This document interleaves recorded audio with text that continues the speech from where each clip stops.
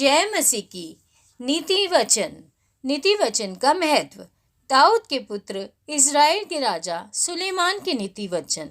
इनके द्वारा पढ़ने वाला बुद्धि और शिक्षा प्राप्त करे और समझ की बातें समझे और काम करने में प्रवीणता और धर्म, न्याय और निष्पक्षता की शिक्षा पाए, कि भोलों को चतुराई और जवान को ज्ञान और विवेक मिले, कि बुद्धिमान सुनकर अपनी विद्या बढ़ाएं और समझदार बुद्धि का उपदेश पाएं, जिससे वे नीति वचन और दृष्टांत को और बुद्धिमानों के वचन और उनके रहस्यों को समझें। युवकों को सलाह। यहोवा का भय मानना बुद्धि का मूल है। बुद्धि और शिक्षा को मूढ़ ही लोग तुच्छ जानते हैं। हे मेरे पुत्र, अपने पिता की शिक्षा पर कान लगा और अपनी माता की शिक्षा को ना तज, क्योंकि वे मानो तेरे सिर के लिए शोभायमान मुकुट और तेरे गले के लिए कंठमाला होगी। हे मेरे पुत्र, यदि पापी लोग तुझे फुसलाएं तो उनकी बात ना मानना। यदि वे कहें हमारे संग चल कि हम हत्या करने के लिए घात लगाएं, हम निर्दोषों की ताक में रहें, हम अधोलोक के समान उनको जीवता, कब्र में पड़े हुओं के समान नमूचा निकल जाएं। हमको सब प्रकार के अनमोल पदार्थ मिलेंगे, हम अपने घरों को लूट से भर लेंगे। तू हमारा साझी हो जा, हम सबों का एक ही बटुआ है। तो हे मेरे पुत्र, तू उनके संग मार्ग में ना चलना, वरन उनकी डगर में पाँव भी ना रखना, क्योंकि वे बुराई ही करने को दौड़ते हैं और हत्या करने को फुर्ती करते हैं। क्योंकि पक्षी के देखते हुए जाल फैलाना व्यर्थ होता है, और ये लोग तो अपनी ही हत्या करने के लिए घात लगाते हैं और अपने ही प्राणों की घात में रहते हैं।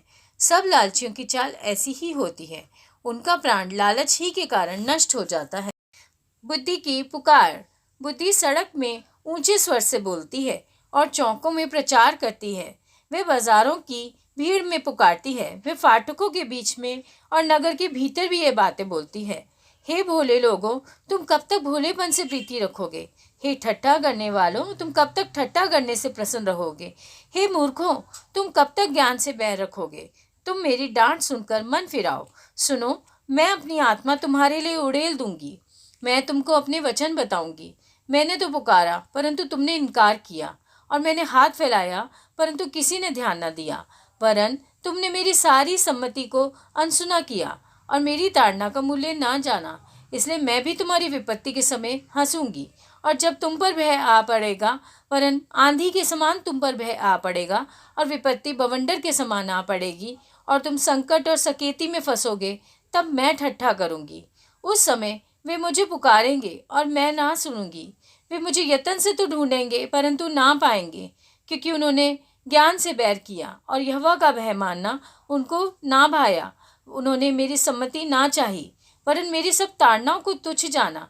इसलिए वे अपनी करनी का फल आप भोगेंगे और अपनी युक्तियों के फल से अघा जाएंगे, क्योंकि भोले लोगों का भटक जाना उनके घात किए जाने का कारण होगा, और निश्चिंत रहने के कारण मूढ़ लोग नष्ट होंगे।